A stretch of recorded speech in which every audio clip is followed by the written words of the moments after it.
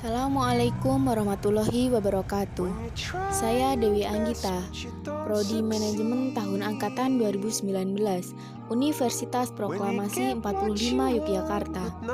Di sini saya membuat video untuk memenuhi tugas mata kuliah Manajemen semester 2. Di sini saya akan membahas materi tentang pengelolaan manajemen pada perusahaan. Yang pertama, pengertian manajemen itu sendiri merupakan serangkaian unsur dalam perusahaan sebagai proses memimpin, mengarahkan, dan mengadministrasikan sumber daya yang dimiliki perusahaan.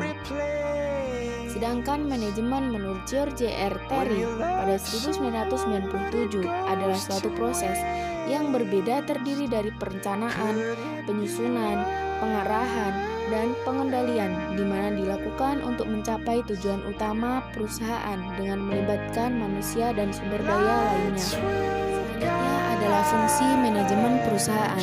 Yang pertama adalah memimpin. Seorang manajer dalam melakukan tugasnya sebagai leading, yang pertama adalah mengambil keputusan, melakukan komunikasi, memberi motivasi, menentukan sumber daya manusia untuk masuk divisi tertentu, pengembangan SDM melalui penilaian terhadap hasil kinerja dengan memberikan saran maupun promosi.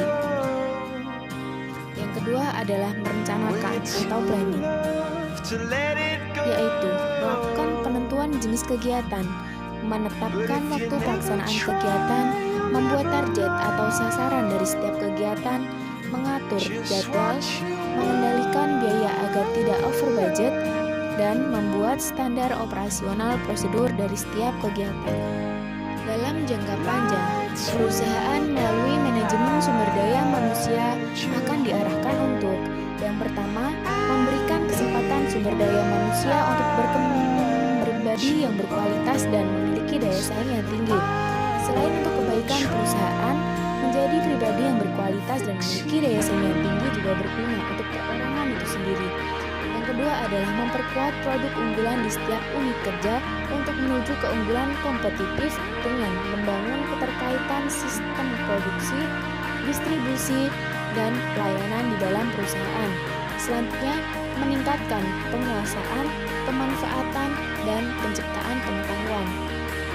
Dapat membangun peralatan produksi yang maju dan canggih, serta melakukan reformasi manajemen administrasi secara sistematis dan terintegrasi agar tujuan perusahaan dapat tercapai dengan baik. Dalam upaya pengelolaan manajemen pada perusahaan, training juga menjadi salah satu program penting yang harus dilakukan oleh seorang manajer untuk setiap karyawan yang baru pertama kali masuk ke dalam perusahaan. Program ini memegang peranan penting sebagai faktor pendukung pada berbagai sektor.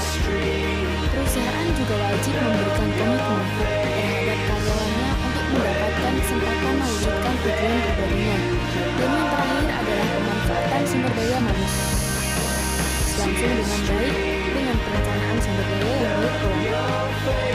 Dimulai dari pengaturan